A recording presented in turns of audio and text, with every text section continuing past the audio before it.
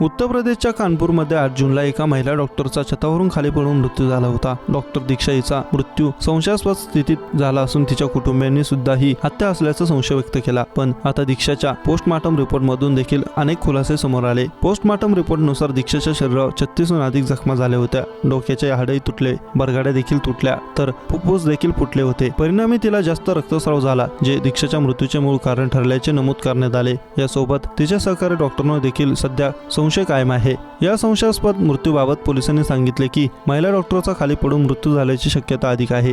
कॅप्समध्ये बसवलेले CCTV तपासले आहेत, ज्यामध्ये महिला डॉक्टर आणि इतर 2 मित्र इमारतीवर छतावर फिरत असल्याचे दिसत होते। तिथून बाहेर पडताना कोणत्याही प्रकारचा दबाव त्यात दिसला नाही। यासोबत फॉरेन्सिक टीमने सांगितले की स्लॅब कमकुवत होता, त्यामुळे तो तुटला आणि दीक्षा खाली पडली।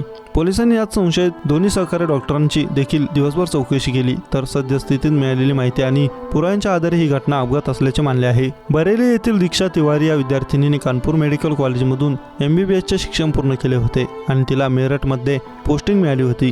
हा आनंदाचा क्षण साजरा करण्यासाठी ती आणि तिचे 2 मित्र हिमांशु आणि मयंक रात्री रेस्टॉरंटमध्ये पार्टी करायला गेले होते। तिथून परतल्यावर तिघेही मेडिकल कॉलेजच्या ऑडिटोरियम इमारतीच्या छतावर गेले। बोलता बोलता दीक्षा छतावर बनवलेल्या एका डॉक्टर व्हेंटिलेटरसाठी बनवलेली जागा बसली।